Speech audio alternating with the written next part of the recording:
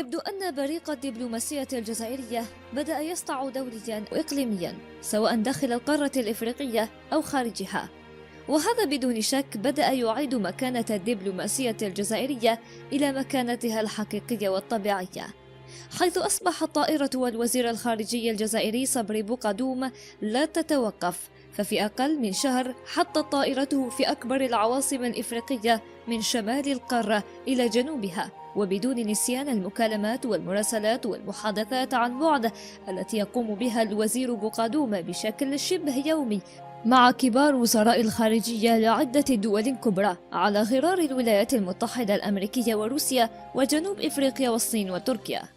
وكما يبدو أن حركة الدبلوماسية الجزائرية بقيادة صبري بوقدوم بدأ يأتي بثماره، وكأنه أحسن تصويب الفترة الزمنية والعواصم التي حطت بها طائرته خلال زيارته المكثفة خاصة داخل القارة الإفريقية. نعم، فبعد تلك الزيارات الدبلوماسية أصبحنا نسمع بأن الاتحاد الإفريقي يرشح الجزائر لعضوية مجلس الأمن الدولي، وهو المكان الذي تعرفه الدبلوماسية الجزائرية جيدا، حيث كانت لها مقعد لعضوية مجلس الأمن 6 مرات منذ الاستقلال، وبدأته بسنة 1968 1969 ثم 1988 1989 وآخر مرة 2004 2005.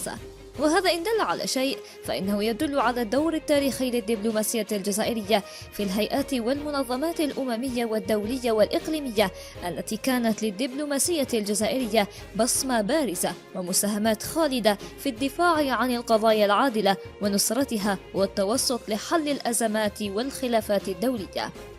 كوساطة الجزائر لحل أزمة المفقودين، حرب بين الفيتنام والولايات المتحدة الأمريكية، وتحرير الرهائن الأمريكان المحتجزين في إيران بعد أن أسقطت ثورة الخميني نظام الشاه، والمصالحة بين العراق وإيران، والمساهمة الكبيرة في إنهاء الحرب الأهلية في لبنان، وبدون نسيان نصرتها للقضية الفلسطينية والصحراء الغربية، وبدون نسيان الدور الجزائري البارز في استعادة الصين لمقعدها الشرعي بالأمم المتحدة، وذلك الدور الذي لم ولن ينساها الصينيون والكثير من الأمثلة. نعم، الدبلوماسية الجزائرية تميزت منذ تأسيسها بصلابة مواقفها المستمدة من روح الثورة التحريرية التي ترفع عاليا مواقف تقرير المصير ومساندة حرية الشعوب المستعمرة، وكذلك رفض التدخل الأجنبي في الشؤون الداخلية للدول والتضامن الإنساني وحل النزاعات بالطرق السلمية والسياسية، وهو ما نلاحظه اليوم فيما تقوم به الدبلوماسية الجزائرية في ليبيا ومالي والصحراء الغربية. فالحل الجزائري دائما هو الحل الأمثل والأنسب، ولكم في الملف الليبي ومالي عبرة، فكل الدول التي ادعت أنها تحاول حل الأزمة الليبية أو المالية نجحت في نهب خيرات ليبيا ومالي على حساب أمن واستقرار ليبيا ومالي، وهو ما حذرت منه بل ورفضته الجزائر بشدة منذ البداية، بل كانت دائما تقدم الحلول المناسبة، ولكن أطماع ومصالح بعض الدول كانت تحجب وتعرقل الحل الجزائري الذي كان دائما هو الأقرب والأمثل لتحقيقه على أرض الواقع، ولكن في كل مرة يعرقل. ولكم فيما حدث من قبل وما يحدث اليوم في ليبيا ومالي والصحراء الغربية دليل على أن الدبلوماسية الجزائرية ليست لها أطماع أو مصالح توسعية واقتصادية لحل الأزمات الدولية، لأن الدبلوماسية الجزائرية تحلت ومنذ أيام الثورة التحريرية بالمبادئ والقيم التي يقوم عليها ميثاق الأمم المتحدة، خاصة ما تعلق بالحفاظ على السلم والأمن العالميين